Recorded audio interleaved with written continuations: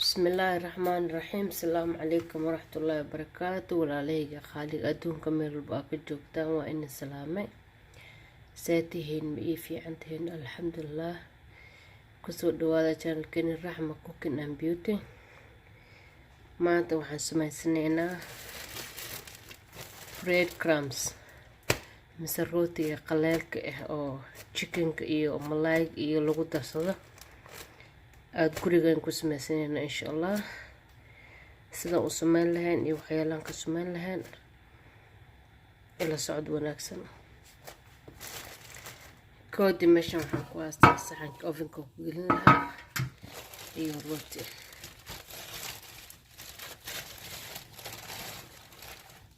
rootiga waa jarjareynaa.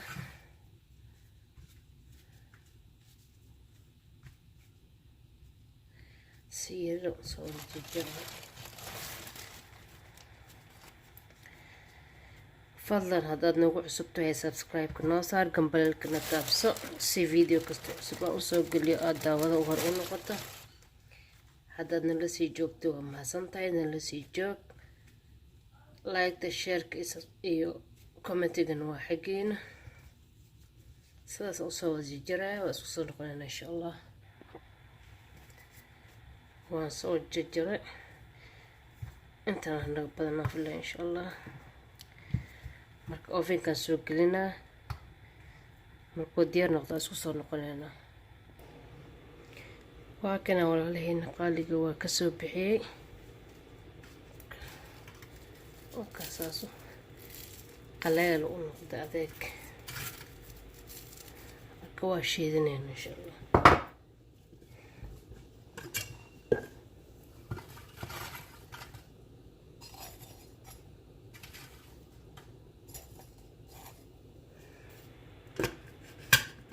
بسم الله.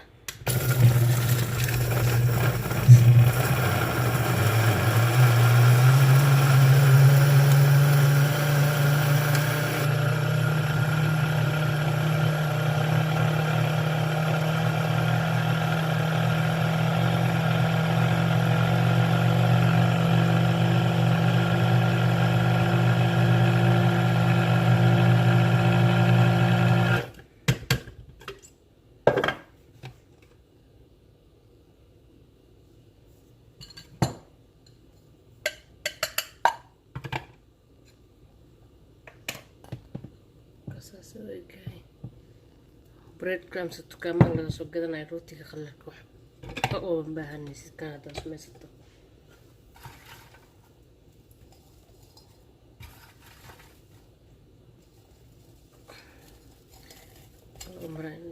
insha allah.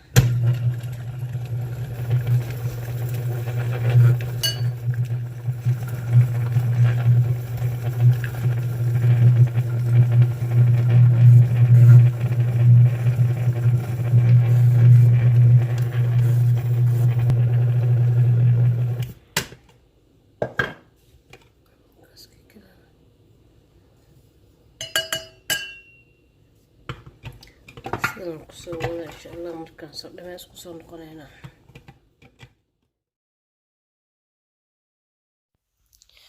waa kana waan soo dhameeyay walaalahayga qaaliga.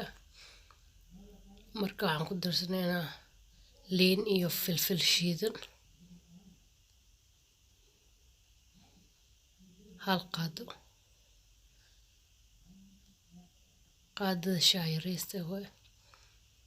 waxaa kaloo ku darayaa basbaas, cayenne pepper,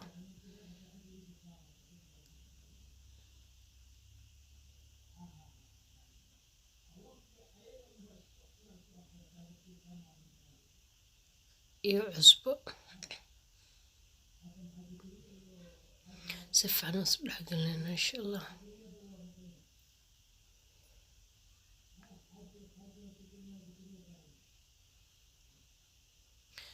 haddaa rabto hataa ovenka adoo gelinin birta daawa inta dabka saarta birta canjeerada waad ku soo qalajin kartaa, mise toastarka rooti loo qalajisto siyaada badan ku qalajin kartaa insha allah.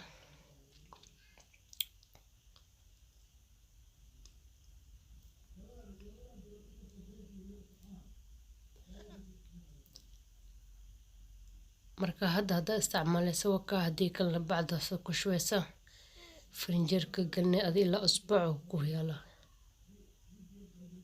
afkanta si fiican uga xirto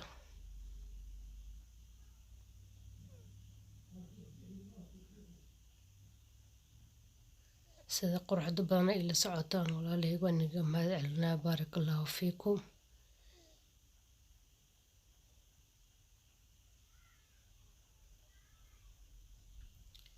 intaan dib ugu kulmi doono video lamid ah waxaan iga tegaynaa sidaas iyo في أمان الله.